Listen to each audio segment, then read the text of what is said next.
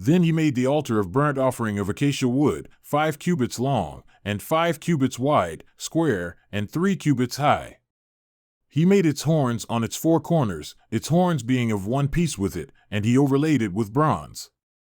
He made all the utensils of the altar, the pots and the shovels and the bowls, the flesh hooks and the firepans. He made all its utensils of bronze. He made for the altar a grating of a network of bronze beneath, under its ledge, reaching halfway down. He cast 4 rings on the 4 ends of the bronze grating as holders for the poles. He made the poles of acacia wood and overlaid them with bronze. He inserted the poles into the rings on the sides of the altar, with which to carry it. He made it hollow with planks.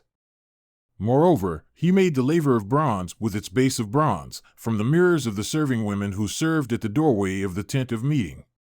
Then he made the court. For the south side the hangings of the court were of fine twisted linen, 100 cubits, their 20 pillars, and their 20 bases, made of bronze. The hooks of the pillars and their bands were of silver. For the north side there were 100 cubits, their 20 pillars and their 20 bases were of bronze, the hooks of the pillars and their bands were of silver.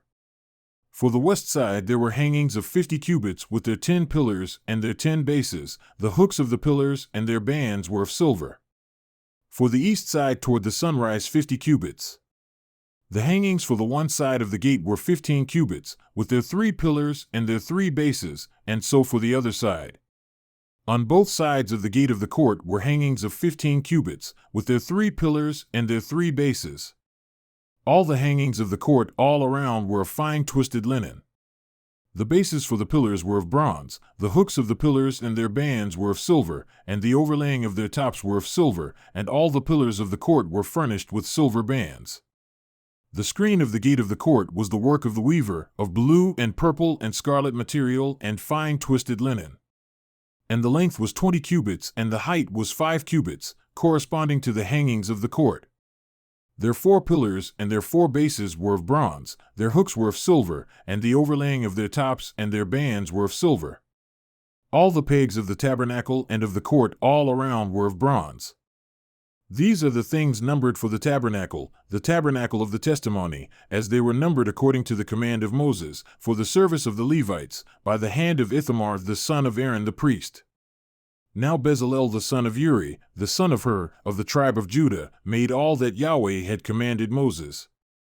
With him was Oholiab the son of Ahisamach, of the tribe of Dan, a craftsman and a skillful designer and a weaver in blue and in purple and in scarlet material and fine linen.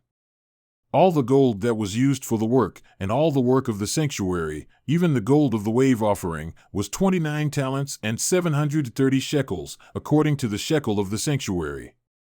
The silver of those of the congregation who were numbered was 100 talents and 1,775 shekels, according to the shekel of the sanctuary, a beka a head, that is, half a shekel according to the shekel of the sanctuary, for each one who passed over to those who were numbered, from 20 years old and upward, for 603,550 men.